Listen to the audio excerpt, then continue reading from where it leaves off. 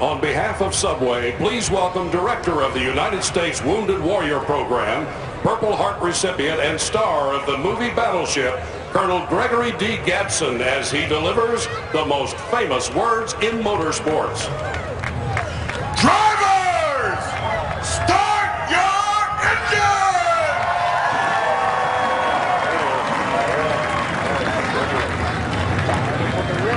Dave, we got a copy? Ready? It's smart. Good luck, bud. Yeah, I got you.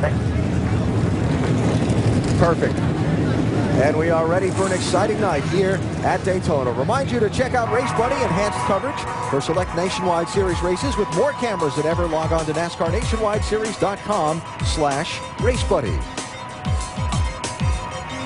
When the cars roll off in a moment, we'll talk with our ESPN in-race reporter for the night, starting a whole lot further back than he was expecting to earlier in the day. A week ago, he drove his grandfather's famous number 3 car into victory lane for his first NASCAR Nationwide Series win. Austin Dillon would sure love to add to the long history of success for Car 3 at Daytona. We'll hear from him next. The Daytona International Speedway's victory lane. Memorable moments include Dale Earnhardt finally getting that elusive Daytona 500 win in 1998, and Dale Earnhardt Jr. returning the number 3 to the winner's circle on an emotional night here 2 years ago. Now that number 3 belongs to Richard's grandson, Austin Dillon, hoping to make some Daytona magic of his own tonight. He's going to have to come from the back of the pack to do it, after his qualifying time, which would have put him on pole position, was disallowed due to a technical violation. Austin has sure made his mark during his rookie season of nationwide competition, the only driver to have finished every one of the laps possible during the first half of the year, and he's within a whisker of the championship lead beginning tonight. Austin Dillon, our ESPN in-race reporter. Hey, Austin, Dale Jarrett, the ESPN. You have a copy?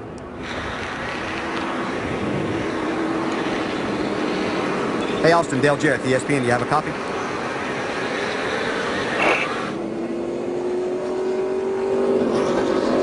Yes, you got me. Andy, you got me? Yeah, Austin, I got you loud and clear there, bud. Hey, Austin, Dale Jarrett, you have a copy? Yeah, Dale, you got me? Yes, sir. We got you loud and clear, buddy. Thanks for talking with us here tonight. Our first question comes from our mailbag, and James in Gettysburg, Pennsylvania asked, now that you're halfway through the season and have a win under your belt, how will you approach Daytona differently from the February race? I think just relay information, the communications with our crew chief a little better each and every week. But for this race, we want to use the experience we gained at Talladega, staying up front, hooking up with the right people, and going with the air that moves the best. And I feel like the top side is going to be pretty fast tonight, and that's where we can make our most ground up. Hey, Austin, you walked into the Nationwide Garage this week after 15 events as a winner now. How did that feel any different this time coming into Daytona? It's just awesome, you know, getting the first one behind you. We were able to do that in the Truck Series, and it really helped us going into the next couple of weeks. And the biggest thing is just letting you know that you can win against the best of the best out here in the Nationwide Series. And I want to thank all the Nationwide people that help us each and every week to get to the track, and Bass Pro Shops, all of our sponsors. But we're going to have some fun tonight. That Dash for Cash is going to be interesting and put a lot of pressure on some of these guys. All right, buddy. Thanks for talking with us. You have a great night. Now, Andy's going to talk to your car owner. Oh, yeah, the guy that's your grandfather, too. Hey, Richard, it's Andy in the booth. You got us? Yeah, buddy, I got you. Where are you at up there in the booth?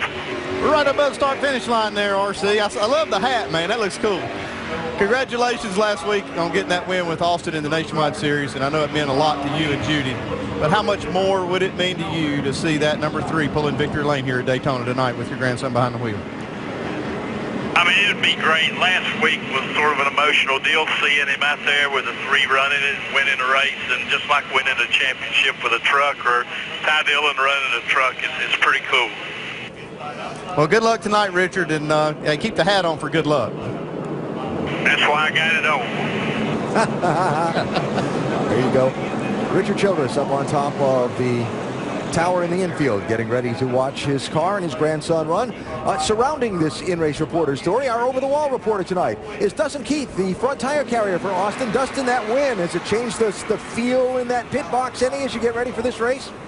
No, man, not really. It's that's what we get paid to do, is sit on poles and win races. So, you know, coming here is no different than going anywhere else. You know, you just, I don't know. It's just it's fun to win, so that's what we're here to do. Business as usual, right? We'll have a safe night tonight and a great night tonight. We appreciate you carrying our camera. Awesome, man. Hopefully we'll give you some good footage here. I bet so. Thanks, Dustin. No problem.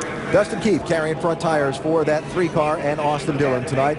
We have some terrific camera views for you from on board these race cars throughout the night tonight. Kurt Busch is carrying our Chevrolet on board. Elliott Sadler, the Nationwide Insurance camera, ready to go. Austin Dillon with our Goodyear onboard camera. And Ricky Stenhouse Jr. starting on pole with our Ford EcoBoost on board. Danica Patrick inside of row 2, the GoDaddy.com camera. Joey Logano. All he's done is win lately. He's got our Toyota on board. Brad Keselowski with a Nationwide Insurance camera. Keep an eye out for him. And James Busher, the February winner here, has got the Fresh from Florida Gulf Seafood camera aboard his Chevrolet tonight. And as we go throughout the course of the race, if you'd like to be part of the conversation, follow us at NASCAR ESPN on Twitter. Interact with you there throughout the night. Updates from pit road on more stories before we turn them loose and go green. Here's Shannon Spain. Well, Alan, the two main voices you'll hear on the radios tonight will be driver and spotter. As far as the crew chief, well, it's his job to sit back and wait. Adam Stevens, crew chief for Joey Logano, told me most of his work will happen right here on pit road, and his two main focuses, number one, strategy. Have Logano come down under green with another car so he can get back up to speed once on the track. Number two, they must be mistake-free. He told me that it's the small things that can completely dial you out here at Daytona. Dave? Ricky Stenhouse Jr. left Daytona in February with a torn-up race car and a big points deficit. He returns to Daytona with a brand new race car and a big points deficit. Between the Daytonas, he won 3 times and led the championship for about a month. But bad luck and bad finishes have sent this team down to 3rd place. Crew Chief Mike Kelly put tonight's unpredictable finish in perspective. He said tonight could go a long way toward helping us, or it could make life really difficult. Mike Massaro? Thanks, Dave. Brad Keselowski is not a championship-eligible driver in the Nationwide Series, and with that comes a certain degree of freedom. His crew chief, Jeremy Bullen, says they're in a position to take some risks. Why? Because all they need to concentrate on is winning. Bullens gave his driver some pre-race advice. He told them, just hang loose and go for the win. He also told me Keselowski is completely on board with that plan, Alan. And why not? Brad Keselowski all buckled in and ready to go in row number 3. Show you some of the hot spots to watch on pit road tonight as the action unfolds here at Daytona. Well, we know some likely pairings in the draft will be the Busch brothers, and we'll see where their pit stalls are. See right here where Kyle Busch is in that pit stall down at the entrance of pit road, 41. He's going to have to hook up with his teammate brother on down pit road. Pit stall 20, that's a good spot. You have an opening right before your pit stall, and that's kind of ideal so you can get in and get aimed out, not get blocked in. And then we got Kevin Harvick, who he'll be drafting with his teammate Austin Dillon, who was actually earned the pole, but then got disqualified from that. Now Ricky Stenhouse has it, but looks like Austin's got squatter's rights on that number 1 pit stall. Yeah, allowed to keep it because they had already chosen the pits before the technical violation was imposed. And Cole Witt, Danica Patrick will be running together. Their pit stalls are pretty close. It won't be too hard for them to get together after they make pit stops. If we see green flag stops, they'll be coming together at the end of pit road if everything goes to plan. So look at some of the spots to watch on pit road tonight. Probably 3 pit stops during the course of this race. Unlike a lot of other places, though, not necessarily 4 tires, probably a lot of 2-tire stops. So Austin Dillon back of the pack because of the post-qualifying inspection violation. Sam Hornish there as well, an engine change on his number 12 Dodge. 100 laps to make up the 250-mile distance tonight at Daytona. Record lead changes last few races here. Wild finishes. What'll it be tonight? It'll be action-packed for sure. Ricky Stenhouse Jr. and Cole Witt bring the field down for the start.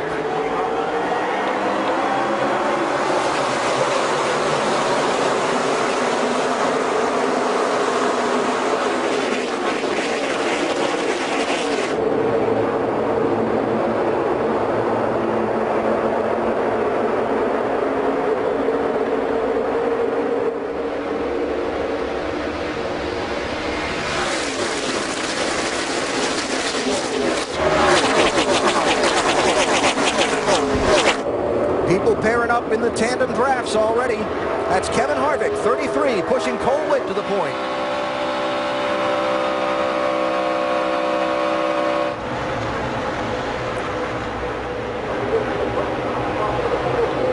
May take a while for some of these pairings to get up the way the drivers actually want it to happen. I think I saw the 2 and the 18 maybe already getting together and trying to work things out.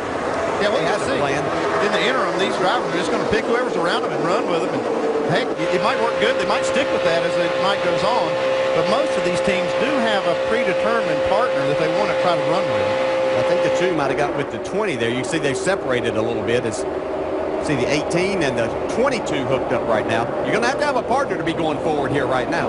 Watch the right side of the screen. 54, Kyle Busch trying to catch up to that bright red number 1, his brother Kurt. When they do, it'll be tough. Yeah, it didn't take him long to come from that 20th spot to get up there.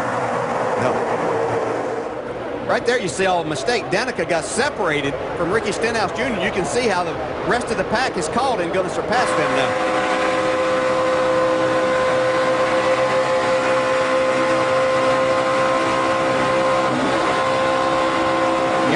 That throttle in that draft, trying to keep the cars attached. You can see there, Ricky Stenhouse now moving up high. Yeah, he apparently has a deal made with someone else that he's wanting to get with, unless it was already a planned switch, because these cars can't run dead behind each other for very long. NASCAR has made some changes in the cooling system since Daytona, February, where they can run a little more pressure on the cooling system. So look out. Oh, man, that was close. Very close.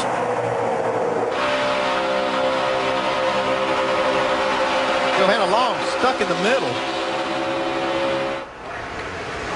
Really bad place to be, especially with no one pushing you.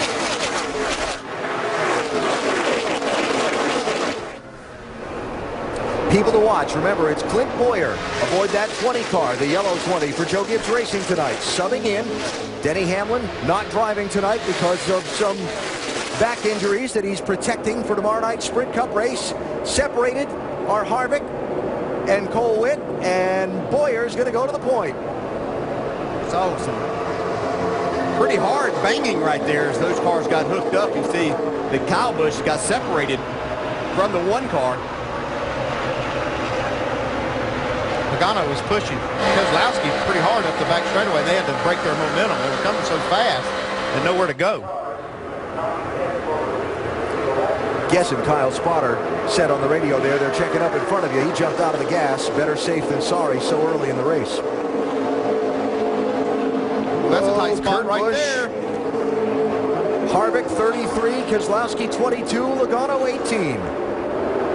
I think Kyle even thought that was too tight a spot to be in. He backed off. Yeah, it gave a little bit of room. You can see just how much time it cost, and it makes it difficult. Now, Kurt's actually in the 1 car having to come out of the throttle a little bit to try to get attached again. Look at that, as Sadler and Boyer had to make the switch, bottling up behind them while shooting around the outside lane. Brad Keselowski out to the point. One of the reasons we see so much different style of racing in the Nationwide Series versus the Cup Series is the aero package. That rear spoiler on the back of these cars makes so much drag that when you hook the cars together, it makes a big, big difference. That white 15 there. Jeffrey Earnhardt's done a great job of making his way up into the top 10. Opportunity race. Chance, because of the draft, for people to come up front, have a shot at a great finish or a win that maybe in an open race without all the drafting don't have the equipment to get up there and knock around for it. Elliott Sadler back to the point, pushed by Clint Boyer. Already 3 lead changes in 5 laps. 35 lead changes in this race a year ago.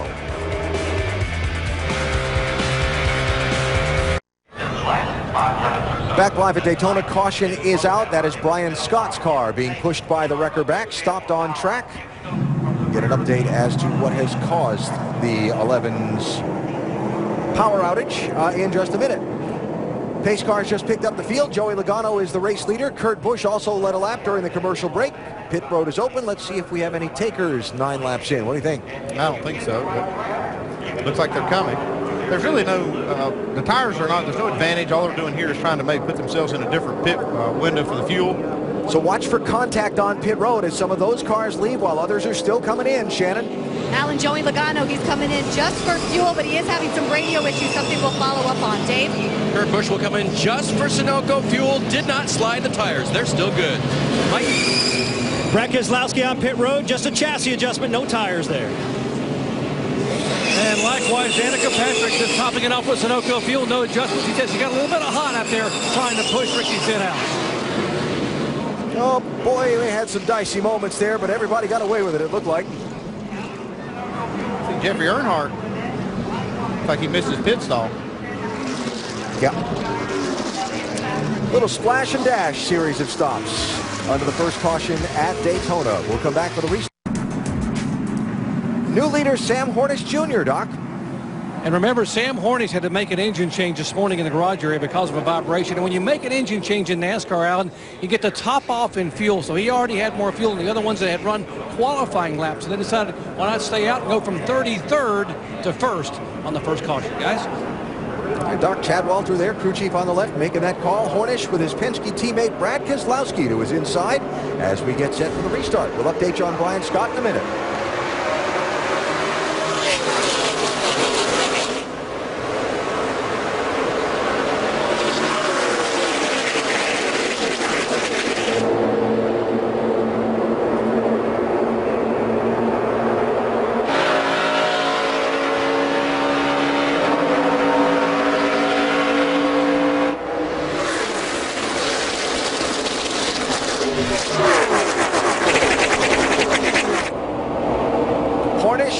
Settling in front of Keselowski. They team up in the tandem draft. That's Joey Logano behind them. Then the Busch brothers, Kurt and Kyle. And Hornish chose that outside lane to restart in so that he could get the start and get in front of his teammate, Brad Keselowski. Did the right thing and waiting until he got past the start-finish line before he made his lane change. 7 and 6, Danica Patrick. Ricky Stenhouse Jr. had a little trouble getting that draft hooked up together a lap ago, this spot on the Speedway. Now it looks like they got it working.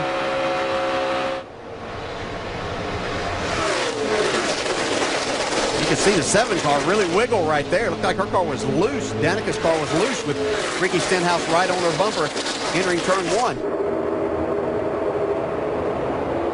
So now going to the middle, Danica did, and left Ricky on that bottom lane. Elliott Sadler hooking up with Joey Logano, something we saw in practice. Remember the Darlington race? Sadler out in front on a late restart. Logano trying to push him clear of Denny Hamlin. It went wrong. Sadler ended up in the wall. Logano won the race. Yet here they are drafting together at Daytona. Yeah, it came via a few texts the other day. Elliott was with his family on the coast of North Carolina. A little vacationing, but they got things worked out. Joey told him he knew he was still ticked off at him, and Elliott told him he was right. But they were able to work it out because very competitive drivers, both of them knowing they got a chance to win here. Yeah, when you know you got a fast car like Joey Logano has, if you're Elliott Sadler, yeah, that's the guy you want to draft with. And they got so much experience, both of them. They feel comfortable drafting with each other. They can put that other stuff aside, at least for one night. Looking back at Logano running in 3rd. While we keep an eye on this, let's update what happened to Brian Scott that brought out the caution. Mike? Alan, simply put, he lost fuel pressure. The team now trying to ascertain as to why. I spoke with crew chief Kevin Kidd. He believes they broke the cable on the fuel pump. And Andy, you know how difficult a repair that might be during the race. That's frustrating too, Mike. This team's had a lot of problems lately. Engine problem last week and now this. 6 times so far this season, Brian Scott has failed to finish a race. That's a lot. James Buescher trying to get back to that spot that he left here in February. Seemed down on the bottom, trying to work his way to the front. And black number 30 with the red stripe across the nose. Oh, 4 wide. Woo. Oh, my goodness. Look at this. Danica doesn't have a partner in this situation. 2 inside, 1 outside. Yeah, that was something you never wanted to hear. I didn't on the radio. 2 inside, 1 outside. I didn't think I was in a very good spot there. Still 2 inside, 1 out. About 36, Bobby Santos, 70, Johanna Long making their way up toward the front. Rusty, that's pretty hairy stuff, isn't it? I tell you what, it really is. I mean, the thing I'm most nervous about, guys, is watching them come down the back straightaway. They're carrying so much speed, and they're getting 3 and 4 wide like this, and they're not holding a straight line. They're going back and forth, Ricky, and I think there's an opportunity to wreck like crazy in the doggone straightaway.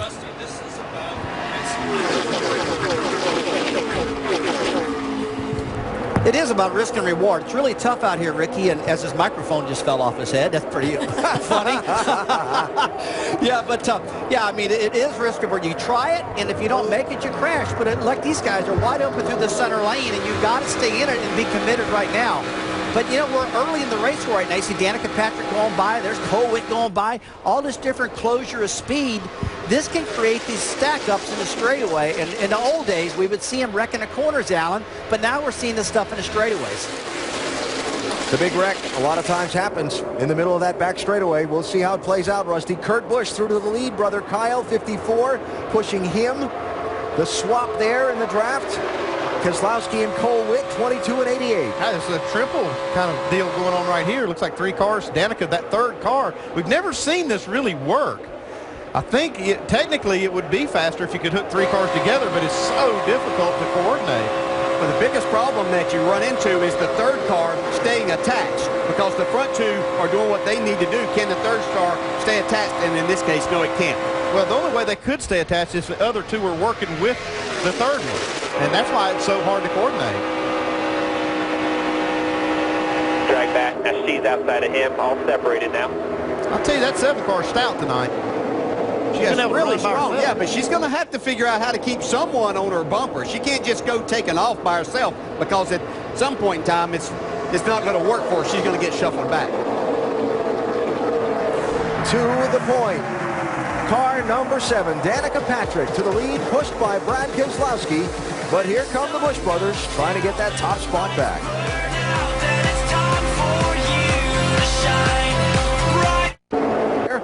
Second place, the Busch brothers.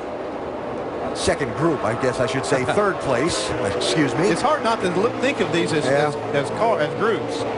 Kurt Busch in the 1, just swapping with brother Kyle in the 54. Then that 0-1 is Mike Wallace, teamed up with Kevin Harvick and charging toward the front.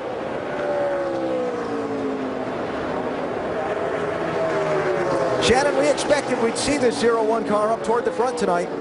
Yeah, he qualified 7th, and he is having a great race right now. When asked about experience this weekend and how experience plays into a race at Daytona, he said it is valuable. He said, quote, "I don't think you can beat it." What do you guys think? Dale, you've turned a couple of laps around this track. Yeah, that's exactly right. And, you know, you just, as a driver, you just want the opportunity to showcase and do what you can do. And this can be a lot of fun if you can have a car that's good enough to get you in that position. Mike Wallace in that 0-1 with an Earnhardt Childress Racing engine power plant under the hood of that one tonight. Another experienced hand on the right side of the screen. Middle now of the 3 wide. That black car is Joe Nemechek in the 87, pushed by the defending series champ Ricky Stenhouse Jr. in the 6. And coming in a hurry, too. Look at this head of steam. I think this is one of those perfect type situations. Nemechek didn't qualify that well, so it shows that he doesn't have quite the speed. Ricky Stenhouse up on the front row actually ended up on the pole after the 3 car was sent to the back. So you know he has a fast car, so he's pushing that car, and a guy with a lot of experience. I think that's what makes them work so well together. Yeah, the best case scenario for the pairing is having the strongest car in the back doing the pushing. And that'll make the best and the fastest pair. And joining that lead group, 51, Jeremy Clements with a push from Cole Witt. Talking about the draft being the equalizer. This is great to see for Jeremy Clements and his team. They work so hard on such a limited budget. Very few people working on the team. This is, like this track, this kind of racing is an equalizer for a lot of teams to be able to get up front and showcase their talent.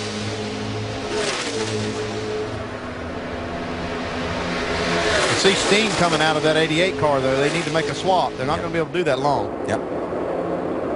We've seen Brad Keselowski run a long time behind Danica. Of course, he's getting some air to it right now, and Danica's car is so fast she's able to stay up on the bumper. I tell you, that car is very strong. I mean, it's like she can stay there by herself with no help. Now, a couple minutes ago when Kurt was running behind Kyle, our onboard camera inside that one car watched the gauges in the one. That's Brian Scott returning from the garage area, by the way. They just flashed by. Yeah, Kurt Busch had spent quite a few laps running right on the rear bumper of Kyle, his brother, and then finally he got to the point. This is the water and oil temp gauges. They'll blink red when they get in that zone and get the driver's attention. You can see that water coming up on the windshield. Out the back. Have to make that swap right there. there. All right, ease back to him. Half back. There he is right there. Other tandem just separated, but they pulled back together. The 01 and the 33 are coming to you guys' outside. You can see now the gauges are starting to come back. The water quits spraying on the windshield. Now, they lost probably a pint of water maybe right there. They can't do that too many times. They got to keep that car cool if they're going to make it to the checker flag. Andy, cool to see those gauges doing their job there. Interesting note, though, what you see right here, the one car out in front and the 54 car behind, that is their weak hand. They believe that they are faster. The stopwatch showed it with Kurt pushing brother Kyle, the red car behind the 54 car. And that's because the Hendrick motors that they run in the one car, they feel it's a stronger motor package than the Toyota has in Kyle's car right now. Well, right now. Well, that's what we were just talking about earlier. It's better when you have that one that says he's got a little bit more power to be doing the pushing. And we saw that earlier when Kurt was pushing Kyle. They were able to stay. Well, heck, they're up front now too. But yeah, it looked like that was a pretty stout pairing before. See Brad Keselowski there, fourth in line. He and Danica Patrick lined up in the draft, but not bumper to bumper. Why don't we just, I'm going to let her go here. I'm a little too hot. I'm going to chill for a second here. I don't like this. We can chill right here. Tell her not to back up to me. Just chill. That's a good plan. If you can do that, if you can sit right there and not be blocked off in the front and let your car cool and stay in your position, that's great. Good thing to do at this point in the race. Past the 1/4 mark of tonight's Subway Jalapeño 250 at Daytona. The Busch brothers running 1 and 2.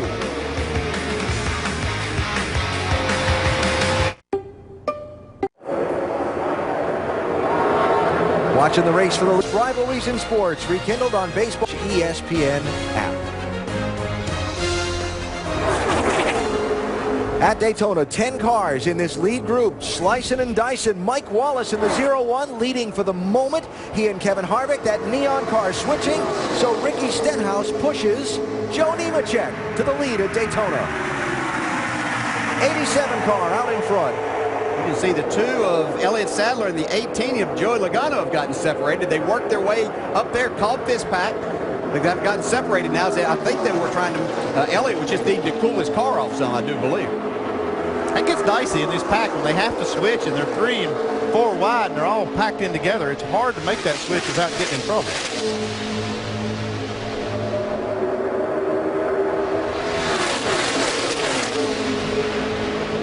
Might be about to see some reteaming here. Danica and Joey Logano, maybe? Joey's going to duck in behind Elliott. We've seen Danica be able to run with this pack basically with no help. It tells me she's got a really, really strong car. She has a fast car, but she's going to have to stay hooked up. Everybody else there is paired up, and she's going to have to do something to keep up. But she tries. 54, back to the point. The report we got from pit road a minute ago and the conversation we had that followed, this tandem stronger with the 1 car pushing the 54. Now they've swapped and realigned that way. Kind of see in that situation, Mike Wallace was sitting there, really couldn't see at all what was going on, but had to get out of the throttle for just a second and kind of take a little bit of an evasive action and actually got off of Harvick's bumper, so they're falling back once again. And that's one of the problems that you have in this style of racing. The back car can actually shove the car in front of them into trouble when they can't see it.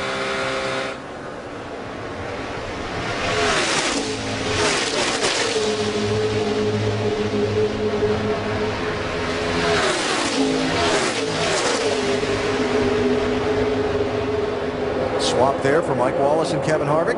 And when you have 2 drivers that haven't really been working that swap too much together, it can take a few times in doing it to kind of get it down pat where you're not losing very much time. A little bit of a close call in traffic there for Harvick, Shannon. Yeah, and Alan, remember, in practice, he worked with Austin Dillon in the 3 car in the tandem, not Mike Wallace.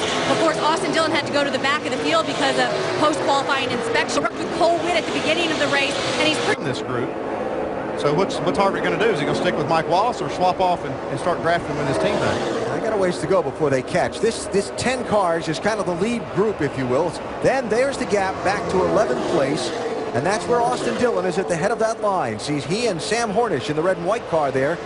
But if they get there, what do they do? I mean, is Mike Wallace odd man out?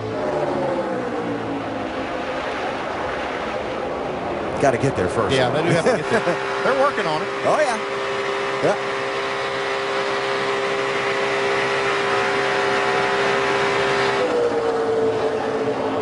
So that's the update on Austin Dillon, who, remember, started in the back after setting fast time in qualifying and having that time disallowed for a technical violation. Back on board, Kurt Busch. He's got 3 blinking red now.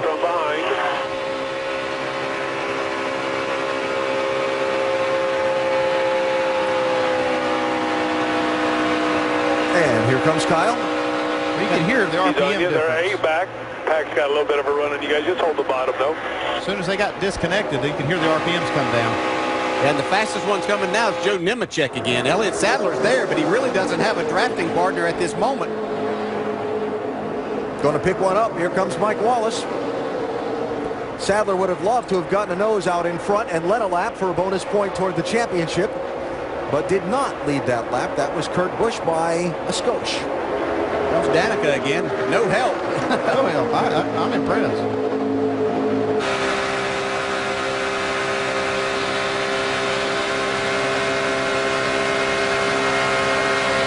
Right out of the side window of Elliott Sadler's car.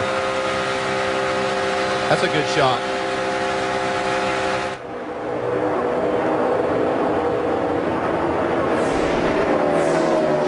Leaders pitted about 30 laps ago.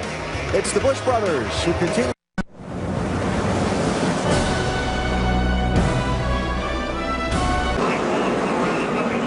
Heartbreak for Mike Wallace as we are under caution for the second time in the Subway Jalapeño 250. Mike running in 6th position. Coming up on Sam Hornish just off pit road and lapping slower cars. Yeah, there's just only so much room. We saw them racing 4 wide earlier, but when you get cars that have that much speed difference, it just makes it very, very difficult. You see just a little bit of a a judgment error there on Mike Wallace. Really just cut down. He thought he was clear. Because the perfect storm, you had, like you said, the lap cars that the leaders were catching. You had Sam Hornish coming off the pit road at a lot slower speed. And then here's the jam up. Somebody just makes an erratic move. Brad Keselowski doing a nice job to get slowed down. You never know exactly which way that car is going, but if you slow down and give yourself opportunity to miss it, and he did that. That front splitter on that 0-1 car was at an odd angle when he was driving back around. That's the biggest thing they need to worry about. They can fix that. They're just going to need to spend some time on pit road to do it. So second yellow is out, just shy of halfway in this race. And round number 2 of pit stops for everyone upcoming. What do we see here, Andy? Well, the thing is, if you don't make a pit stop here, you'll be caught out there with teams that do. And you, like Sam Hornish, he got lapped. He was the only one that didn't make a pit stop earlier to get fuel. And what that did is it put him out there on a completely different strategy and by himself. And you see them all coming in. Here comes Kyle Busch, Shannon.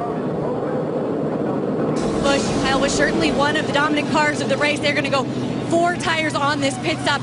You see right below him, Joey Logano in the 18. He says he's very loose when he's getting pushed. They're going to go 1 round down on the track bar and 4 tires for the 18. Dave. Upper right, Elliott Sadler, he wants 4 tires. He gave up the 4th position. The leader, Kurt Busch, he wants 4 tires as well. He wants his car to be tweaked just a little bit. Half round up on the track bar, loosen him up just a little bit. Full of Sunoco fuel and gone. Both Kyle Busch and Elliott Sadler's teams had troubles on their right front. Danica taking 2 tires and getting off the leader.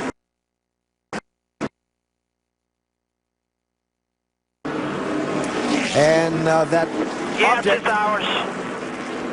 in the grass up over the top of those cars leaving pit road is not an optical illusion.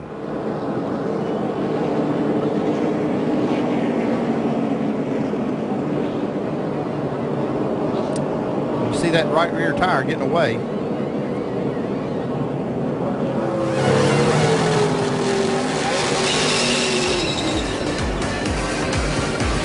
That could be costly. NASCAR's looking at it right now.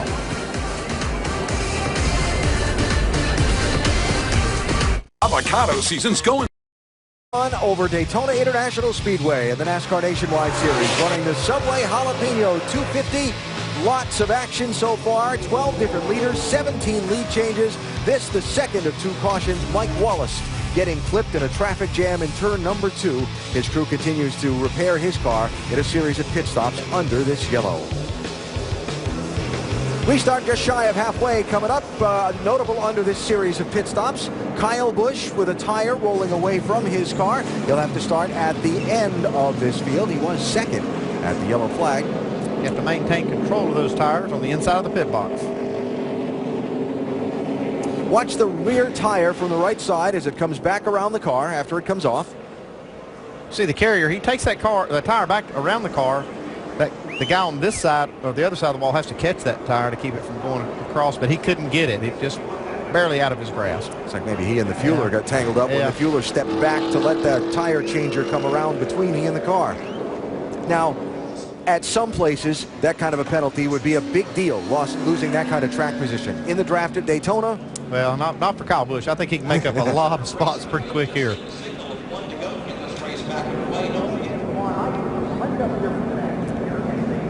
And a quick up to speed from Nationwide Insurance with Dr. Jerry Punch. Doc? And Danica Patrick taking only 2 right side tires there, coming in 5th, going out as the leader. So the car is very stout. The only problem is when she pulls up as the 3rd car in a 3-car draft, her water pressure light begins to blink red, meaning she's at 27 psi. The valve will blow off and start losing water at 28. She gets hot pretty quickly, but is very good in the front of a 2-car draft. Right now she's the leader at lap 44, guys.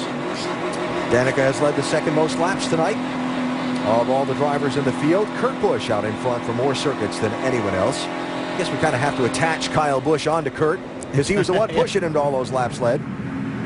Sam Hornish Jr. free pass, so the caution just after his green flag pit stop worked out for him. Kyle Busch second to 28th because of that penalty. And in all, it'll be 29 cars on the lead lap now with Hornish tagging into that group. I don't know if it'll happen, but a strong pairing right now would be that 7 and 1 car getting together, hooking up. Those look like maybe 2 of the fastest cars here.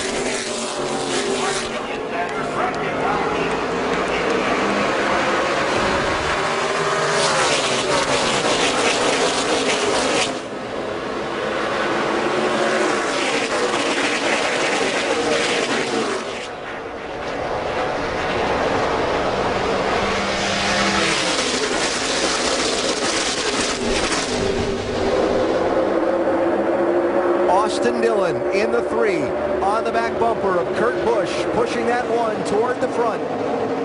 18 is Joey Logano, the car now on the back bumper of Danica Patrick in 7. It's going to be interesting to see how these pairings shake out after this. I think the 18's waiting on the 2 right there.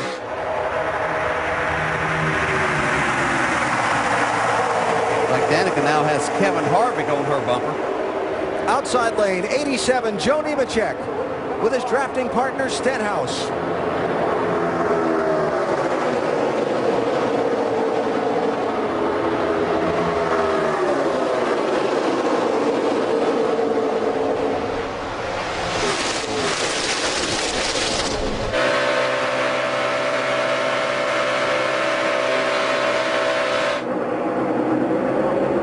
Kevin Harvick, 33, now going to do the drafting thing with Danica.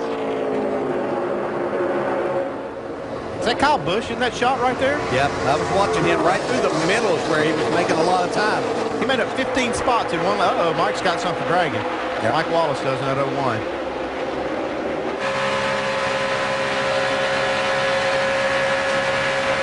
Probably hard to find a drafting partner with his sparks flying out like that, wouldn't it, Dale? You probably wouldn't want to run with him. Well, I wouldn't think that, but hasn't faced Brad Keselowski yet. He looked like he got up on the back bumper of Mike Wallace.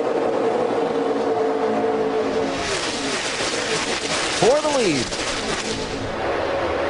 Patrick 7, Nemechek 87.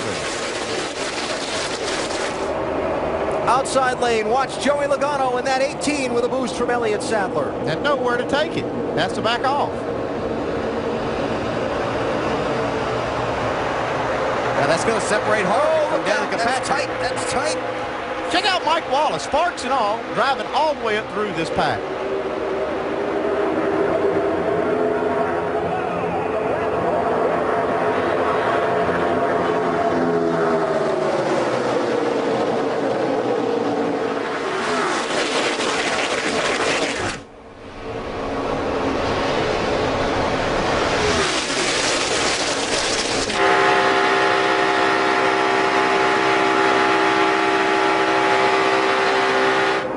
As we watch Joey Logano in the 18, all may not be well with that car. That vibration here. Get 4 tires on the wall. Be ready. If it gets bad, come. 4 tires if we need them. Maybe a loose wheel just after the pit stop. Yeah, I think automatically. Yeah, and you don't mess around with that, especially at a place like this where you're running this fast. And those vibrations usually don't go away. Well, vibration or not, Shannon, Logano to the lead. Yeah, guys, I just checked in with the team. That happened immediately after we went green, and he hasn't said anything else about it since then. So we'll certainly watch it and listen for it. Sometimes you get a tire on there that might be just a little out of balance and it doesn't feel just exactly right. Other times it can be a loose wheel. Sometimes it's hard to tell the difference.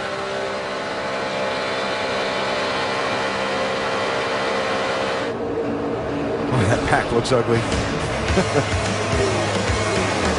But tremendous racing at Daytona as we come to halfway. Joey Logano is the leader.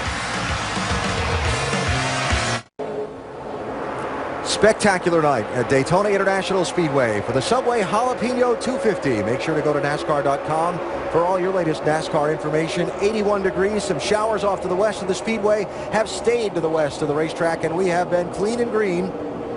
Just 2 cautions slowing this race through its first half. That's the race for the lead. All of them. Everybody's there. I mean, what do you say? That's just incredible.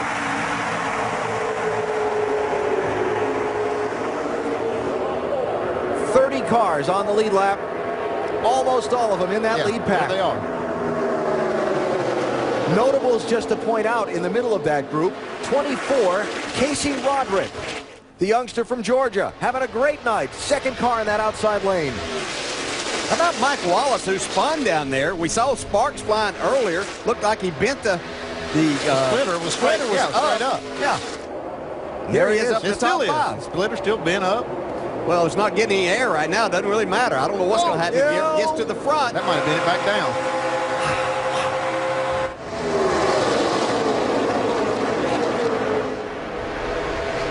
You watch a lot of these races, you can just feel the pressure in the pack build, and something's going to tip it over the edge. I don't know about you, but I got that feeling right now. I just always thought it was tense sitting inside the car. This is a lot worse than if you're inside the race car, actually.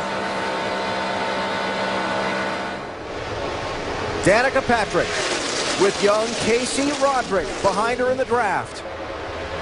She's going to need to keep him attached to her rear bumper. I know she's got a fast car, but she's going to have to keep someone attached there. She's just going to keep getting shuffled back. Here it goes once again. Joey Logano. She's able to keep going back to the front, though. This car, can't say it enough how strong it looks tonight. I think that's her teammate, Cole Witt, that's got on her bumper now. That's the first time we've seen him actually pair it up tonight. See Justin Allgaier there in the 31 up on the outside. Casey Roderick saying, hey, what about me? I pushed you up there. It's like Justin Allgaier now on the back bumper, Casey Roderick.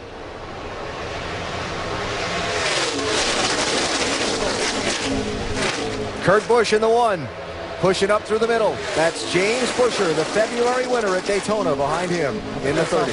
Oh, somebody changed lanes without a signal there. And there's Clint Boyer in the 20. Just before that last yellow, Clint Boyer was out of the pack a half a lap behind. He was drafting with Brian Scott, who'd gone to the garage area to have fuel pressure restored on his car and had come back many laps down. Now Boyer's back in the thick. This has stayed more of a big pack because nobody has just kind of stayed together here. Everybody's swapping around, and when they make these switches, it's slowing them down so much. Watch out going through the trial. Well, that's close. How about Mike Wallace back in the lead with Harvick pushing? Well, a year ago in this race, Joey Logano got spun out 25 laps into it. That's right, he did. And came back and won.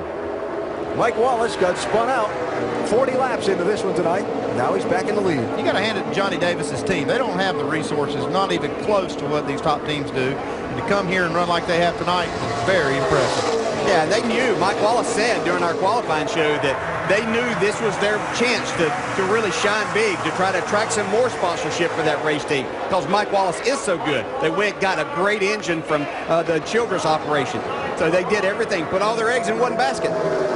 He and Harvick going to affect the swap. Should allow Danica Patrick to shoot back through the lead, but here comes some more customers to join the party. There's Buscher in that 30, bottom lane. Brad Keselowski in the 22 is behind him. But not right behind him in the draft. Got a car length off him. Yeah, if you're not able to make the swap, then sometimes the car doing the pushing just has to back off, because these temperatures do go up in a hurry, as we saw from the one car's gauges a little bit ago. All of them are going to be doing the same thing. When they start blinking red, Andy, they don't have a lot of time. They have to make it. They have to make the swap pretty quick when they start blinking red. They're in the danger zone then. That plain black car in the middle of that group, 36, Bobby Santos. Rare Nationwide Series start for the young man, NASCAR's Whelen Modified Series champion, known for open wheel racing at Daytona tonight, and he just drove up into 5th place. Getting used to those fenders. Yes, he is. Danica Patrick leads. We've just hit 150 miles. Coverage of the championships at Wimbledon continues tomorrow with the Ladies' Championship on ESPN. Serena Williams will be playing for her 5th Wimbledon title when she takes on Agnieszka Radwanska, who makes her first appearance in a major final. It's the Ladies' Championship at Wimbledon tomorrow at 9 a.m. on ESPN, ESPN3, and also live on Watch ESPN. 37 laps to go at Daytona. It's James Buscher out front, and the top 28 cars separated, Rusty, by less than 2.5 seconds. Yeah, they're putting a great race on. I mean, I told you from lap 1, I'm waiting for the big wreck, though, because they start getting crazy out there. But then there's been some wild stories about the 01 car of Mike Wallace. I mean, spinning and up there, running along. And one might ask, why is Kevin Harvick and Mike Wallace so hooked up? Harvick hired Mike last year to drive his truck, and Mike went on to win that race at Talladega. So there's a lot of confidence between these two drivers right here.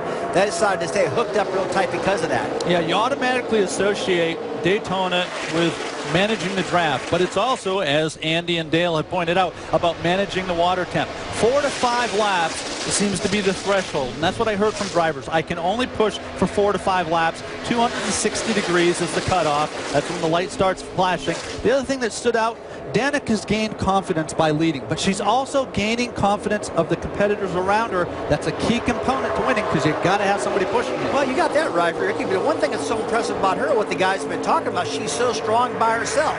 Now, another thing I'm seeing out there is stuff we talked about before the show, opportunities. I'm seeing a lot of cars. I'm seeing Bobby Santos up there, like Alan was talking earlier, getting a great opportunity. I've seen the 14 car of Eric McClure, had such a hard wreck at Talladega last year, driving right up to the front, not scared at all. And guys, we never see up front or up front.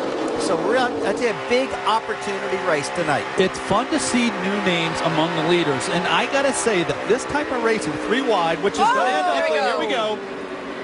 The big one. And we anticipated it. 3 wide wasn't going to last. Nicole, I kept telling you. You did. You were right. We just waited a little bit longer. Look at the carnage. The accident happening right at the front of that big snarling pack. 3 wide, maybe 4 wide, gone wrong in turn 2. Yeah, I think this might have come as the leaders were trying to make a swap there. Clint Boyer, James Buscher, Mike Wallace. There's so much. Kevin Harvick. And then it just looked like the hole narrowed up. Cole Witt. The speed difference is so great when they make that swap, especially if it happens at the front. There's just almost nowhere to go. And you can't, a lot of drivers can't see. They're pushing somebody else, pushing them into the trouble. John West Townley, 99. One car in the pits, he's got some damage. Kurt Busch. Get that window put back He's up in actually there. one of the lucky ones. Because last car's tore all to pieces. Started at the front of the pack. Roderick's car destroyed in the front.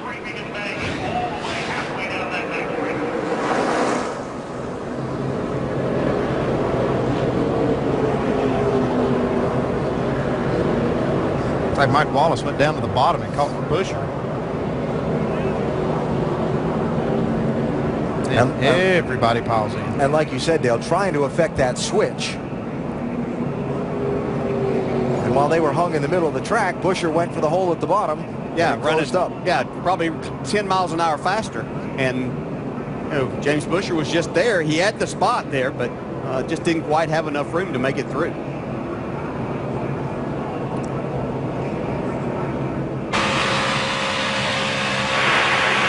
You're 3 wide. Bottom is open. Bottom is open. No, it's not. Oh, one got it. Sorry, boys. Oh, one came down.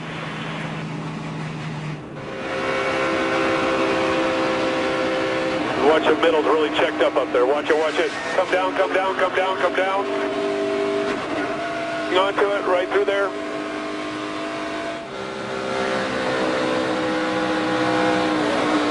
Middle's checking out big time off too right here. So back it down, back it down, back it down, back it down, back it down. Get neighboring if you can. Back it down, back it down, back it down, back it down. Don't try to go through here yet. Don't try to go through here yet. Don't try to go through here. You're not going to get run.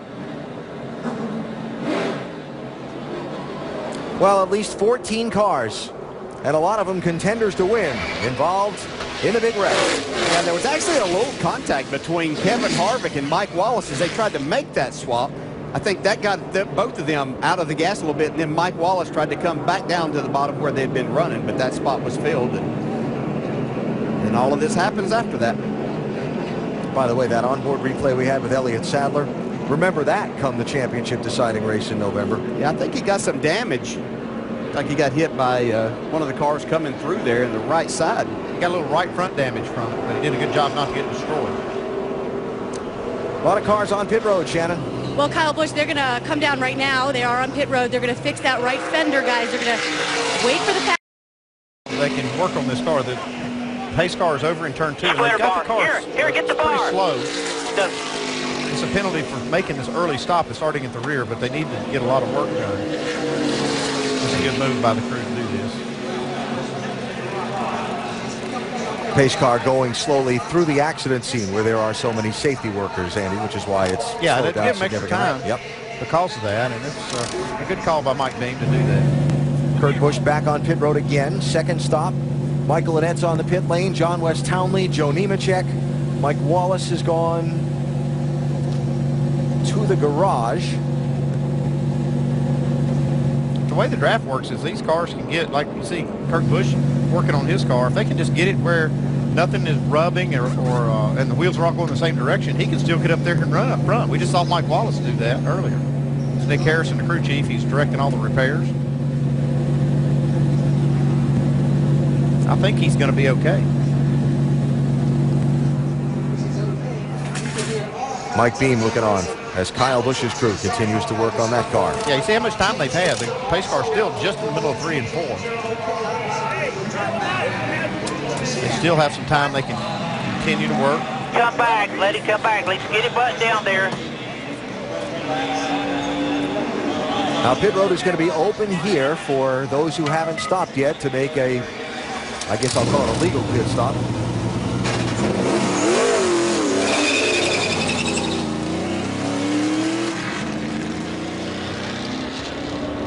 And here they are. Justin Allgaier ended up the leader through the melee. And he brings the remaining lead lap cars in. Shannon? And Joey Logano was able to make it through that wreck. Guys, he's in his pit stall, but he is saying he feels like the car is down on power. However, they're only going to take 4 tires right now, and they're going to get that baby full of fuel. Dave. Allgaier will take on 4 tires. He just got through all that. Had been lying back earlier. Now is through. 4-tire change for the 31. Doc? 4 tires for Danica Patrick. Remember, she's only put on 2 right side tires the whole race. Now 4 tires here, topping it off in fuel. And in front of her, Austin Dillon. Car's been running very hot. He will get 4 tires, fuel, and a tear off. Danica Patrick trying to get out, but looks like the 31 Allgaier will beat her off pit road. Put up on Elliott Sadler's car as they work on it to assess the damage. All of this after the big wreck that happened just shy of the 3/4 mark of this race. At least 14 cars involved in turn number 2. Mike Wallace in the 0-1 making that swap with Kevin Harvick, and it all went wrong after that.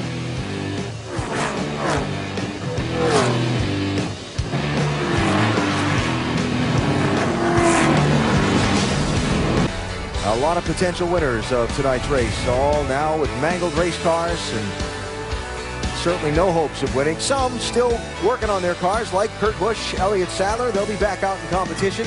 Others, like Mike Wallace, Brad Keselowski, some pretty big damage on those machines.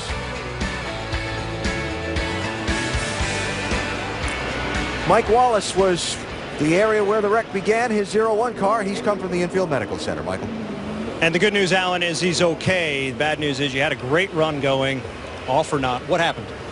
Well, it appears, I mean, Harvick had pushed me all night long, and I got to pushing him to lead the race, and then I needed to get cooled down, and I guess I screwed up. I made the switch on the front straightaway to the inside, and then I slid back up in front of him, and I don't know, I watched the replay. It looks like I come down just a little bit, and the 30 was there, and so I guess I caused a wreck. I didn't think I did, but you know, it's the swap and the worrying about water temperature. I mean, it's fun racing, but it's hard racing because you got to worry about the temperature of the car. You push a guy, and then you got to get off of him, and just didn't get off the right way. And then looked like we were all clear. Everything was going to be good, and then they checked up and got tagged in the left rear quarter panel, and I turned it around. And it's a real shame.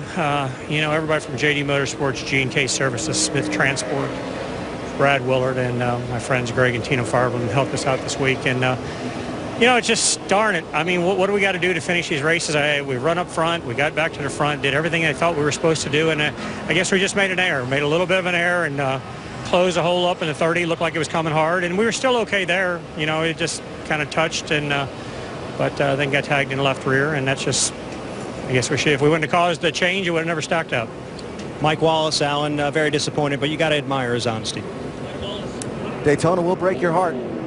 High-speed, high-risk racing in these big packs in the draft, where just the smallest mistake at 190 miles an hour can cause huge consequences.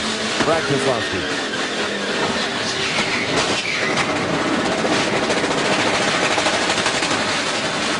Okay, so far. Damn. Wow. That's all I got to say. Wow. Presented by Taco Bell, also available on ESPN3, live on WatchESPN.com and the Watch ESPN app. Going racing with 28 laps to go here in Daytona. And a lot to reset for you. First, let's get the green flag.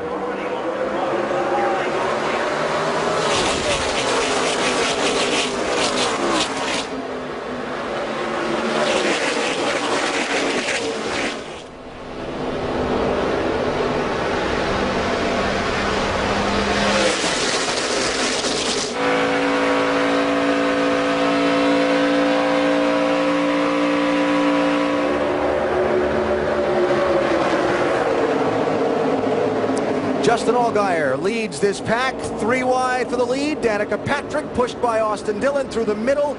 Joey Logano on the outside, pushed by Sam Hornish.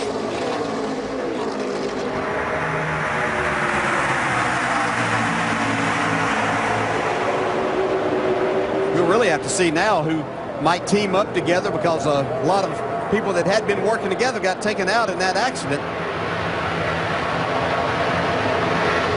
All the survivors from this are seeing opportunity ahead of them. All right, got a lot of things I want to regroup and catch you up on.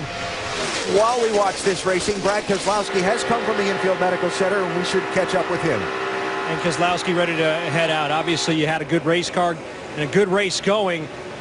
but as we've seen so many times in these restrictor plate races, lots of cars bunched up and ending up in the garage. What did you see? It looked like there was a tandem in front of me that started to overheat, and when they started to overheat, they switched lanes. And you can switch and kind of hang right in the middle of the groove, and the whole field catches you, and that's what they did. Or you can, switch and get in line really quick. And when they switched, they didn't get back in line real quick, and the whole field is just coming like a freight train, and you just can't stop. Even the guys that can see it, they slow down, they get pushed into it. I saw it coming. I tried to get to the outside of it and outrun it, so to speak, but just wasn't meant to be, and our discount tire Dodge got tore up. But that's racing here. I've had some really good fortune at Talladega, but it seems like when I come to Daytona, I don't have it, so I don't know why. It's the same style of racing, but we'll move on, and we'll get ready for the Cup race tomorrow. Good luck tomorrow night. Thank you. We'll have to pull forward our teammate Sam Morris. Looks like he's running really well right here, so hopefully he can get a win for Penske Racing. Alan, the 22, not the only torn-up race car in this garage. It's full of them. Yeah, Mike. Off the racetrack, Clint Boyer, Cole Witt, James Busher, Brad Keselowski, Kevin Harvick, Mike Wallace. Who am I missing here? Joey Gase, Mike Harmon, TJ Bell, all off the racetrack. Joe Nemechek's been on and off pit road getting repairs made to his car. Bobby Santos lost a lap on the exchange of pit stops, was just held a lap by NASCAR to gain that because he went past the pace car, zipping down pit road trying to keep from losing a lap. And we've got 20 cars on the lead lap at the moment, racing just like they were in a big knot. A lot of times you would think that the mindset may be, okay, well, we just had a big wreck. Let's calm down and get to the end of this. Doesn't work like that. These drivers, this is an opportunity for them to win a race at Daytona. It looks like it has the opposite effect. Yes, sometimes it does. Like waving a dog and a bone in front of a dog. No, you don't wave a dog in front of a bone. Right? We meant what you knew. Yeah. So watching Kurt Busch in this one car, they pitted 6 times under that yellow to fix damage to that car. He's going for the lead. Yeah, I wasn't even sure he was going to get caught up before they threw the green flag, but he came with a head of steam and was going, now he's going to the front. That appeared as Allgaier just kind of dropped Austin Dillon, but I think he needed to make a swap. I think he was getting hot. 38, Brad Sweet, pushed by 6, Ricky Stenhouse. No! Uh-oh, pushed too hard. And in trouble. Pushed just a little too hard. Breakdown. All right, just back her down when you can. Don't cross the track if you can.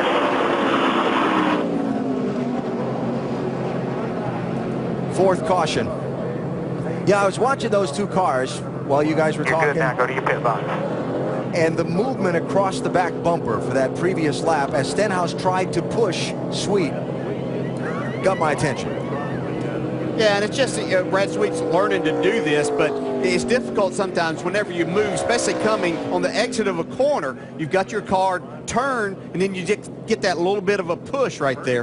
Back end gets really light. Yeah, you got to put a little bit of that on Stenhouse, though, too, because he was up against him right at a pretty tricky part of the racetrack.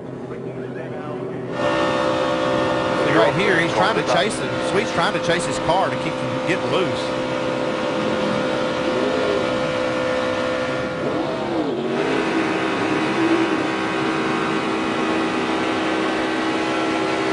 Yeah, it looked like Stenhouse just pushed him a little bit too hard off that corner. Yeah, some of these drivers were telling me that the bumpers weren't sliding across each other as good as what they have in the past, and so it's making it more difficult. And this was probably about as easy as he could have gotten out. That looked like that was going to be a hard impact there. The safer barrier took a little bit of that blow, and these cars also have foam inside that door, right outside of the roll bars. So that takes some of it too. It's a hard shot flat on that driver's side door, Rusty. Well, Andy just mentioned something, guys, about the foam inside the car between the roll cage and the door. Look at that, bam, driver's side first. You saw that softball move? I'm telling you what, guys, in the old days, that would have hurt you really bad because you just had a roll cage and a concrete wall. Now with that soft wall given and that foam between the door and the roll cage, like Andy just mentioned, it just saved that old fella right there. That was a hard lick. Well, fortunately, Brad Sweet able to drive it away. You see the crew has pushed it behind the wall, and they've got a lot of damage on that machine. First NASCAR Nationwide Series start for Brad Sweet will be memorable, but not in the way that he would have hoped. Boy, he was trying to make a good memory of it. He was trying to go for the lead right there. So everybody just on pit road under the long caution. Yeah, they don't need to make another pit stop. They got enough fuel to make it to the end, no problem. Looks fine. All the front suspension looks fine. Let's keep working this fender out over here. That's voice of crew chief Mike Shiflett looking on as they try to get Brad Sweet back out onto the racetrack. So fourth caution out, Danny Eflin will get the free pass, put him back onto the lead lap, the 19th place car. And we're getting down to those late stages now. We're going to go racing with somewhere in the neighborhood of 20 laps to go. And the closer the checkered flag draws, the greater the tension gets. Wow, that's going to get a lot less patience. More than that. Yeah, a lot less give, and that given 15 laps to go. About 2/3 of a lap away from now. Boy, there are a lot of beaten and battered race cars down inside the NASCAR Nationwide Series garage.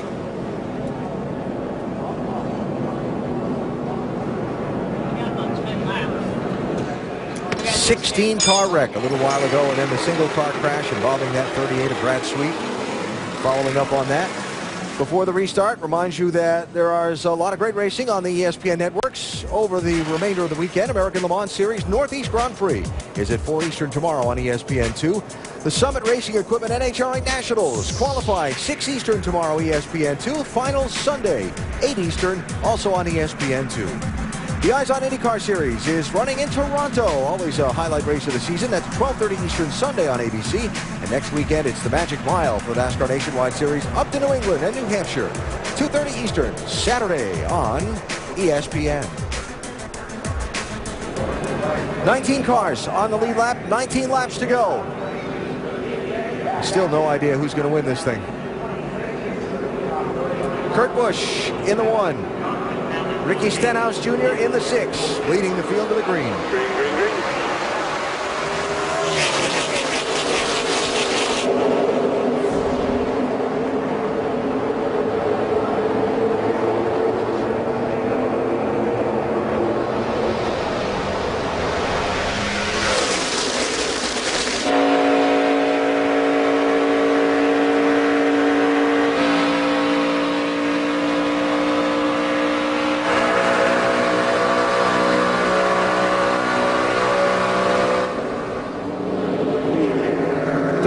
Car, Bobby Santos. In the grass. Front end damage to that machine.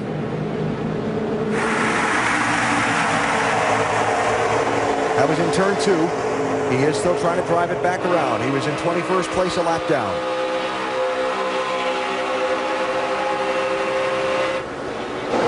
I was wondering if this would happen.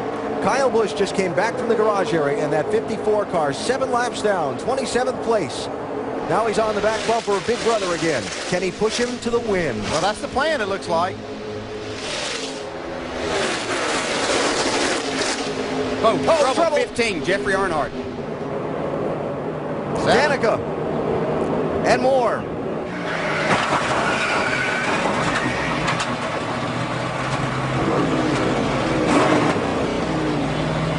All right, just get it straight if you can.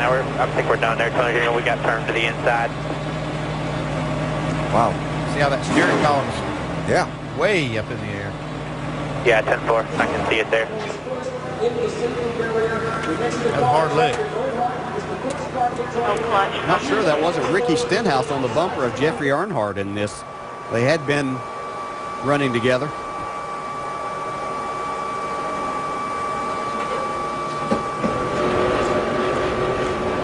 So 5th caution flag is out.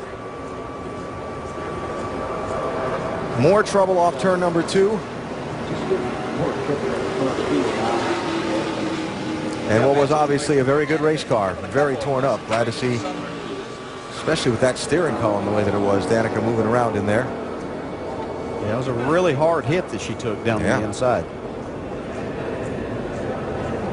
As we've seen in most racetracks, putting these safer barriers in every possible position. Big disappointment, though. She had an extremely good car tonight. And there's Jeffrey Earnhardt out of that 15 car. Good to see as well. Yeah, he was right in the middle of it. He was still in contention to win.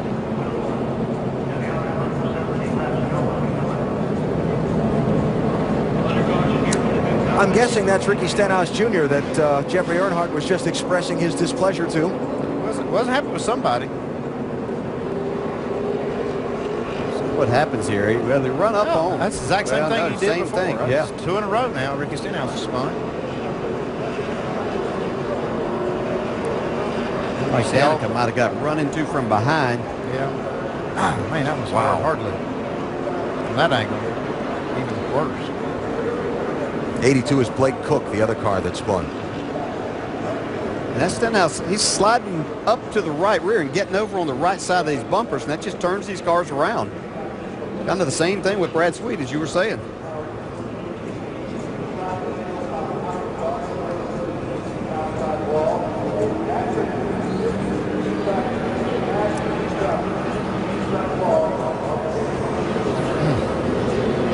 Like she was fighting that one all the way until it hit. Go to the middle there, 2 inside. 2 inside, 2 inside. Go low, go low, go low, go low.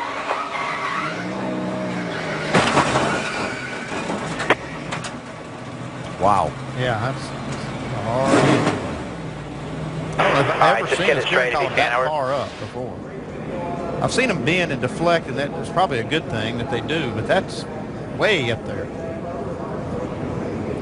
Well, fortunately, both drivers there, okay.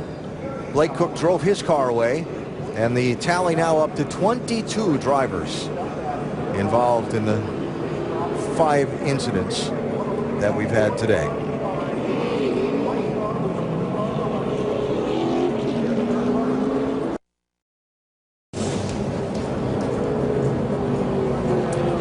So, caution out for the 5th time in the race. And regrouping things and resorting them once again for another dash toward the checkered flag. Note I didn't say to the checkered flag. I said toward the checkered flag. The checkered flag.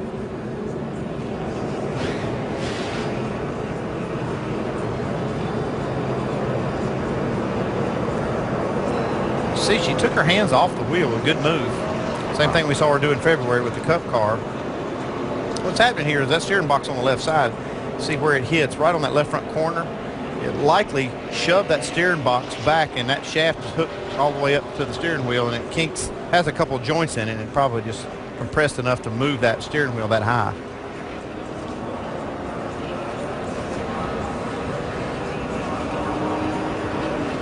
Yeah, that's what caused that. That steering box got shoved back probably a foot. Wow. No, you're not doing anything with that. It's not a tilt steering wheel. Tony Jr. is so disappointed here. They had an excellent shot at winning tonight. In my opinion, had the best car out there. Seen it with a few different people tonight. You know how much effort they put into this Daytona race because they felt like it was their best chance to win of this stretch of races. Okay, we also talked about how things can happen that's not in your control. This is one of those things. I know I said it before, but I'll say it again. Daytona will break your heart. As for many a driver coming here with high hopes and expectations. A lot of torn up race cars tonight here in this NASCAR Nationwide Series race. The 7 car, the 15 car, just the latest of them. They even tore up the safer barrier and have to repair that before we go back to green flag racing. 15 laps to go at Daytona, and what's still to be a frantic finish to come.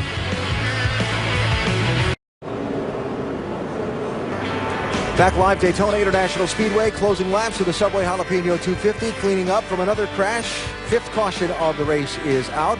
And the field of potential winners is dwindling. We're down to 18 cars on the lead lap, DJ. And Austin Dillon, who started all the way at the back of this one, our ESPN in-race reporter, he's up there running 7th. Yeah, let's check with him. Hey, Austin, Dale Jarrett, you got it? Yeah, Dale, what's going on? Wow, man, we saw a lot of exciting and kind of wild racing there for about the first 60 laps, but then things kind of started getting out of hand. What's your take on this? Well, it got pretty wild. Everybody was running 3 wide right there. Right now it's a strategy game, a little bit of chess going on, trying to pick a friend and figure out who's going to go with you, but it's going to be crazy here at the end. We're going to push like crazy and put this Bass Pro Shop Chevy up front. I know you got one to go coming here, but do you have a partner picked out? I don't know. I listen to Dale Jr. a lot, and he always says there's not really any friends. You just go with who you can go with, and that's what I'm going to try and use right here. All right, buddy. Good luck. Be safe. Austin Dillon running in 7th position. Remember, he started at the back end of the field after setting fast time in qualifying. His time disallowed after a technical inspection problem post-time trial. Richard Childress still wearing that cowboy hat for good luck. Said he wasn't going to take it off. Well, maybe so far. Maybe he had a little good luck getting through this last incident, too, because it was happening all around him again. Yeah, it's worked. Hope it'll work to the end.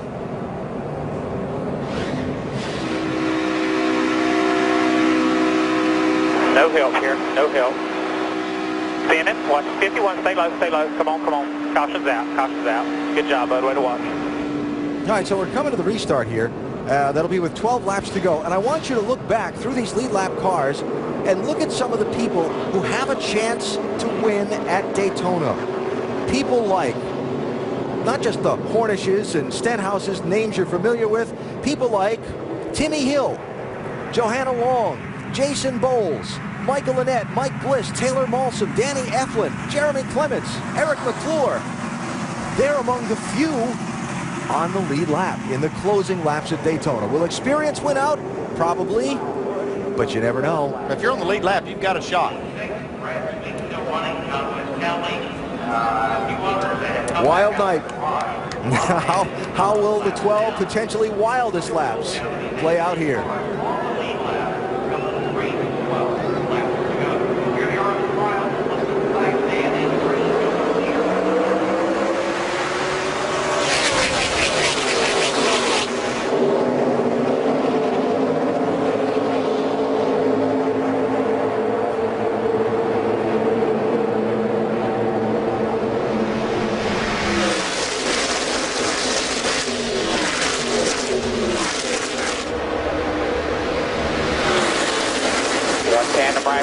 Clear up top. They're going to move to the outside here. Elliott Sadler leads in the 2. Joey Logano in the 18 behind him. Then it's Hornish in 12. Allgaier in 31, trying to put some space on the pack. Looks like Austin Dillon has a good pushing partner, Kurt Busch. And how long will, I know that Logano and Sadler are the strongest pair here, but how long will Logano be able to stay behind Sadler and keep them out front?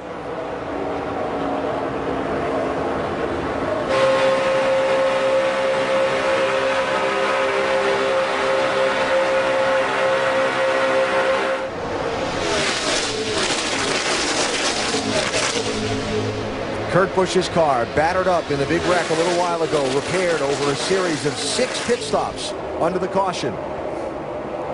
Trying to push his way back to the field. Pushing Austin Dillon 3 wide for the lead, turn 3.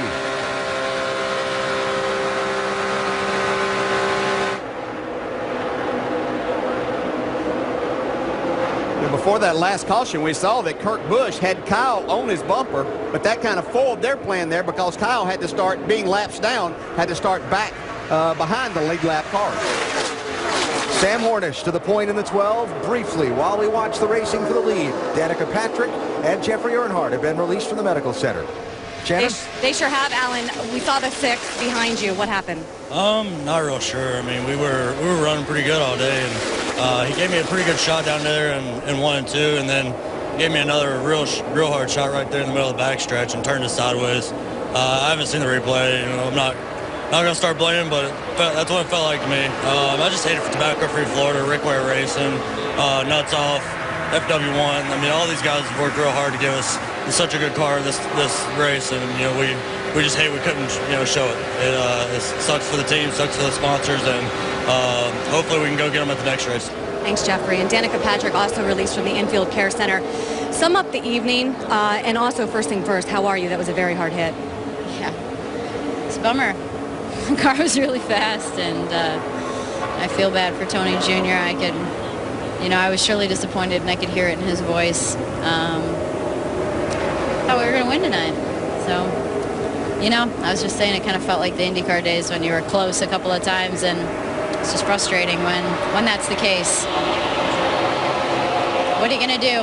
There was an accident happening in front of me, and the best thing that you can do is try and get around it. And I haven't seen a replay, so I'm not sure exactly what happened, but I know there was an accident happening in front of me. Thanks, Danica. Glad both of those drivers are okay. Check out, we talked about the famous number 3, maybe going to victory lane at Daytona. What about the famous 43? Michael Annett with his beaten and battered Richard Petty Motorsports Mustang.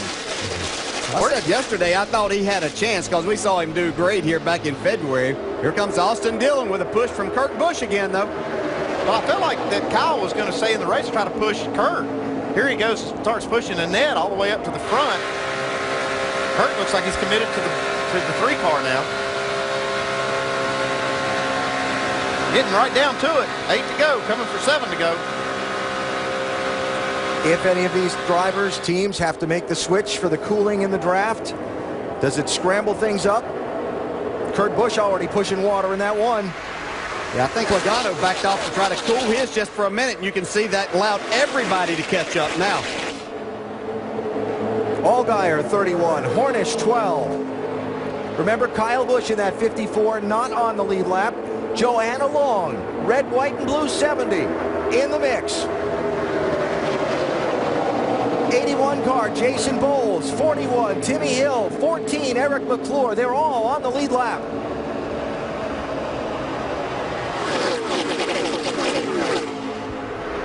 You see the 2 and the 18 drop back and made their switch. I like the idea that they got out of the way to do that. Now they're going to be coming back forward here with 7 to go. And that 1 car still pushing that geyser of water. How long can he stay there and do it?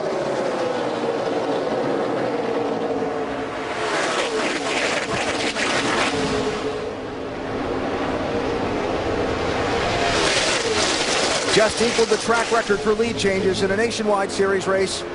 Have a feeling we're not done yet. We're inside 5 to go. I wouldn't be too worried about this thing blowing so much water, but now with 6 to go, I'm not sure that he's going to be able to make it all the way with this thing, at least at full power. Is that when you, I guess as a driver, you just don't even look at those gauges now. There's no reason to. Nothing you can do unless you're just going to back off. And it's probably gone so far now that it doesn't really matter. The only thing he can do now is hope it has enough power to get him to the finish line. All the gauges are red. All the top 3. 5 to go right now. There's still 1 back.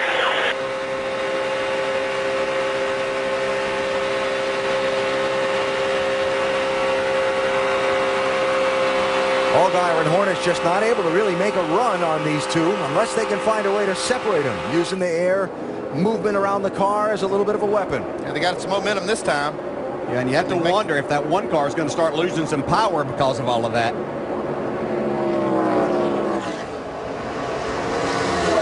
If he could get some help. Here comes Logano, running out of room. Kyle. Well, they had a huge run coming. The Elliott Sadler pushing Joey Logano. That's going to cost them some time right there. They still have plenty of time to make this. Key words, moving forward at the finish.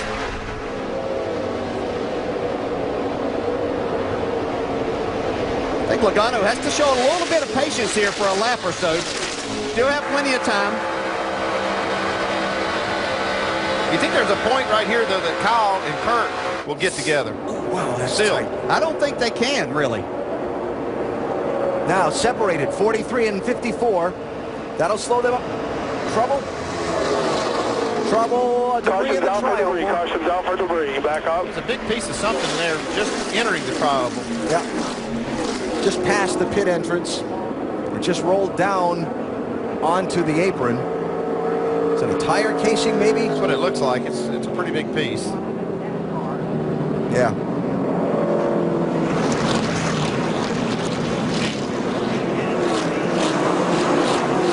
John West Townley's car, you saw there on pit road, that tire from that 99 machine. Obviously, John West battered up in the big wreck earlier. The team didn't make their repairs good enough. They were still rubbing a tire somewhere, cut it in two. Well, what a shock. We're going to have some overtime. It's going to be bad news for Kurt Busch. I'm not sure he can get that car cooled back down once it's popped that valve. It's going to be hard to keep the water in it. Green, white checker finish coming up at Daytona. Time for a quick break. Come back and reset it for the restart. See how it all is going to turn out. Say restart or starts? Back at Daytona for the green, white checker overtime finish. If a race is under caution at its scheduled distance, NASCAR will extend the race to try to give the fans a green flag finish. They'll throw the green, race a lap, throw the white, which indicates the last lap has begun, then the next flag ends the race, be it the caution flag or the checkered flag. Robert Richardson gets back on the lead lap with the free pass. Josh Richards got back on the lead lap at the last caution. There are 19 cars to settle it at Daytona. Watch Austin Dillon in the 3. Can he get hooked back up with Kurt Busch in the 1 to his inside in the draft? Green flag, green flag. Hold your line, hold your line.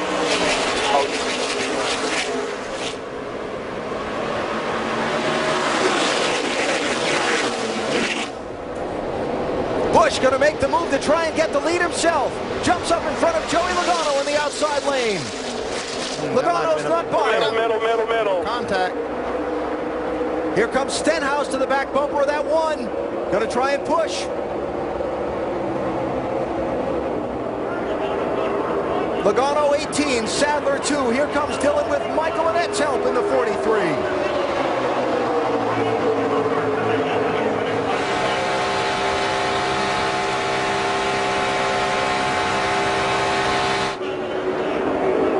Joey Logano, winner of 2 of the last 3 restrictor plate races in the NASCAR Nationwide Series, will lead at the white flag. Will he lead at the checkered flag? 2.5 miles to go. Kurt Busch, big run to the outside, pushed by Ricky Stenhouse. Well, it is a huge run that Kurt Busch is making here. Separated. Actually got separated with the 18 and the 2. Dillon to the bottom. Annette's going to push him. Kurt Busch to the point. Half a lap to go. It's like Dillon's going to have the momentum. Where does Stenhouse pull out to try to make the move for the win, though? He doesn't want the 1 to win.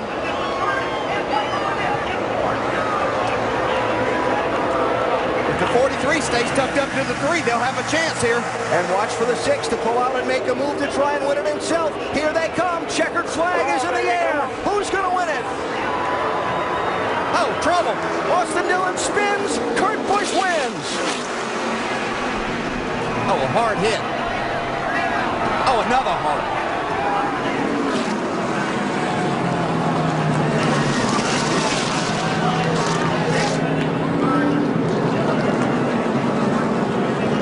I'm fine. It's good to hear. It's Austin Dillon saying he was fine. There's your winner.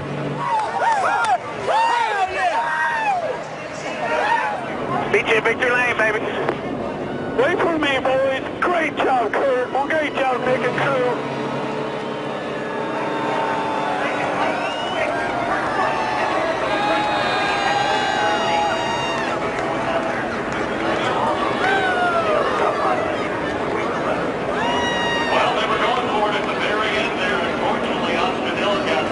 Joanna Long torn up, coming to the checkered flag, and passed.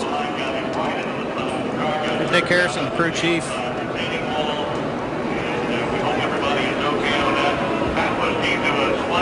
Where do you begin with the story of Kurt Busch? I mean, his car was destroyed at one point. They spent a ton of time on pit road making repairs.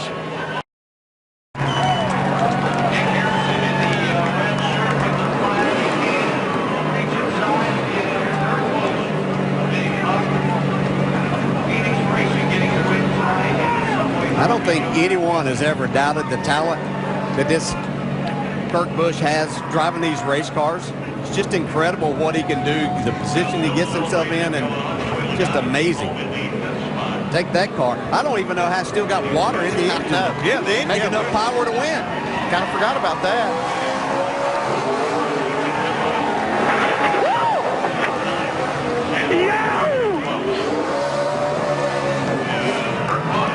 I know this means a ton to James Fish win at Daytona. Congratulations. Think about the story of Kurt Busch, what the last 7 months have been like for him. Lost his ride in the NASCAR Sprint Cup Series. Put this deal together to go racing with James Finch, to try and put his career back together again, to try and have fun. He's having fun now. To try and show that he and this race team could be competitive, could win races, and could do so in a style that fans would enjoy. We saw the emotion from Kurt after the great finish out at Sonoma in the Sprint Cup Series race a couple of weeks ago. And now tonight, well, you talk about moving the pieces around the chessboard in the final laps. He started pushing Austin Dillon, jumped out to make the move for himself. He made all the right moves. I really thought when he made the move to go to the middle there that he had lost everything, any opportunity, but Ricky Stenhouse was there to pick him up and push. And speaking of pushing, a lot of that happening right here at the end. A couple of hard hits here for Austin Dillon. One right here, that's Kyle Busch. Fortunately got him in the front wheel instead of squaring that door. And then that one. Wow.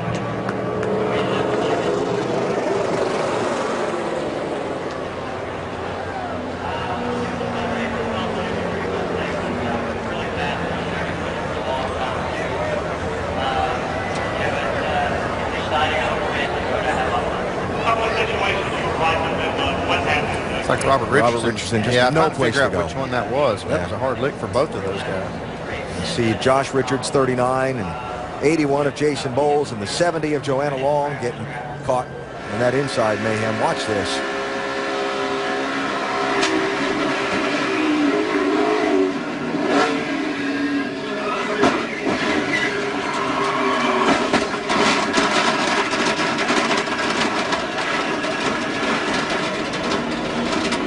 Still finished fourth, believe it or not.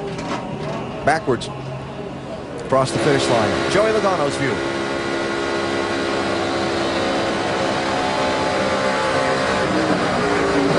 They're wrecking here at the line. They're wrecking at the line. Back it down, watch your back. Back it down and watch your back. I think when Stenhouse made the move there that Austin Dillon had to get out of the throttle a little bit. And, of course, 43 of Michael Annett can't see all of that happening. And they're coming to get the checkered flag. Yep.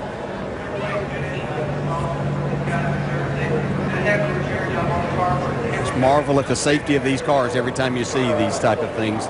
All of these drivers walking away. Really good thing. Oh, what a night at Daytona.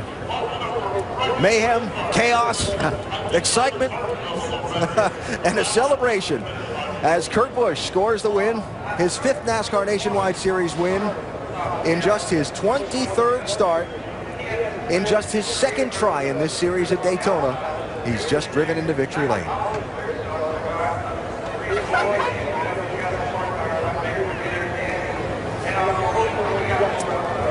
Dave Burns.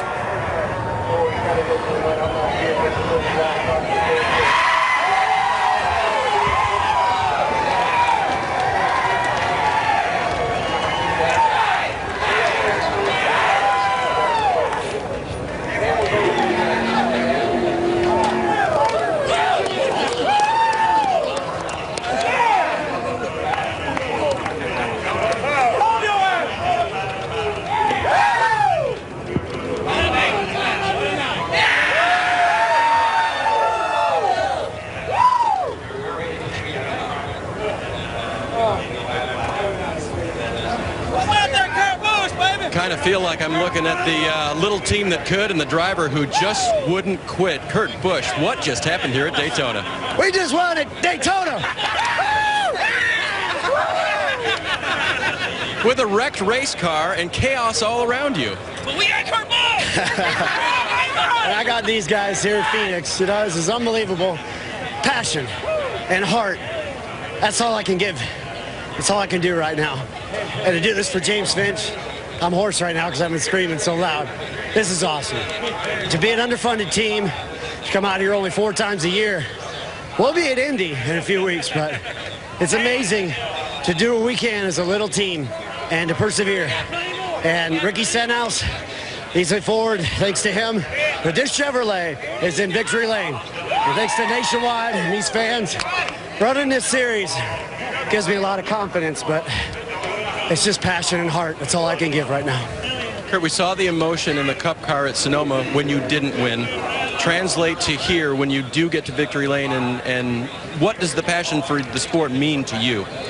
I'm a racer. I don't know much about anything else. And there's times when you get caught up in marketing or PR and everything else that goes along with it, but you got to do all the steps in this day and age. I keep saying I grew up 30 years too late. I still haven't grown up, even though I'm 33, but back in the 80s, that's what this team reminds me of. It's family, and you go hard or you go home. Got to thank Monster. They've been a great associate with me this year. Bad luck on Kyle's deal tonight, and just to Tag Heuer, those their executives were here, but I started calling this car the Great Pumpkin. James Finch wrapped it in orange because he wanted to see it go to victory lane. How about that? Kurt Busch, most comfortable behind the wheel, very, very comfortable in victory lane. AB?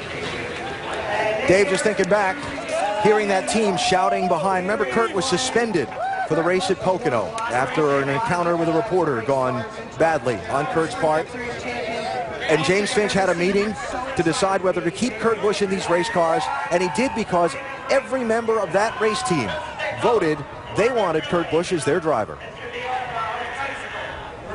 Well, they're in victory lane celebrating with him tonight at Daytona, having scored the win at the end of an extremely wild night, and we've got more post-race coverage coming. Look at the results of tonight's Subway Jalapeño 250 at Daytona. Kurt Busch celebrating in victory lane after a wild night. Top 10s for Mike Bliss, Timmy Hill, Joey Logano wound up 5th. And we go to Dr. Jerry Punch. Well, Kurt Busch in victory lane said Ricky Stenhouse, your Ford helped his Chevy win this race. Now, my question for you is, where did you come from? You were 11th on the restart. We came right up the middle. I saw the opening, and I jumped in there and went all the way to the front, and he was coming backwards, so we hooked on and pushed him to the front there. Thought I was going to have a shot at him at the end, but the two behind us were coming so fast I couldn't jump out and lose it for both of us. But great night for our NOS Energy Drink Mustang. Watching the replay, man, this race is so fun. I think Nationwide Insurance, we're eligible for the Dash for Cash. That's a big program. We got the people from Cargill here. I got to thank Subway for putting on this race, Nationwide Insurance, and Valvoline, just everybody that helps us out. We've been struggling lately, and to get a second place finish out of this was a lot of fun. But we'll be back. We're going to get one here at Daytona before it's over. Hey, well done, bud. Thank you. Ricky Stenhouse. Let's go to Shannon Spake. Well, Doc, it's a 5th place finish for this guy, Joey Logano. He knows how to find victory lane at these restrictor plate tracks. You said your heart stopped on that last lap. I heard you say it on the radio, and I think it just did again while you were watching the replay. What was the story of your night, Joey? Oh, man, we had radio issues. We had plenty of problems, but our Sport Clips car was fast, and then Elliott and I were working really well together, and man, we got out there right at the end, led the last lap, which continues our streak. I think in the last 6 restrictor plate races, I've been 1st or 2nd in the last 6 of them, so that's pretty cool to have that. But I wanted to lead the last one, when we were going, and then the 1 and the 6 got on the outside of Elliott, pull us apart, and at that point I was like, okay, I'll try to pull them apart, and I failed at that, and then tried to hook back up with Elliott, and we struggled hooking back up, and then by the time I hooked up it was too late, and then I don't know how I missed a 3. That's where my heart stopped. I was like, okay, I'm trying to race to the line to get the spot, and then I'm watching him wreck. I'm like, oh, this is not going to be pretty. But we were just able to miss him and bring our Sport Clips Toyota home in one piece. It's a really good car, obviously. It's been up front a lot, so we led a lot of laps. So had a lot of fun. I want to thank Sport Clips, Toyota, all those guys. Thanks, Joey. Alan? Okay, Shannon, thanks. So as we go on to New Hampshire, next Saturday for the NASCAR Nationwide Series, it'll be Stenhouse, Annette, Dillon, and Elliott Sadler racing for the $100,000 Nationwide Insurance Dash for Cash bonus. Next Saturday in New Hampshire, join us at the track or at any of those upcoming NASCAR Nationwide Series races.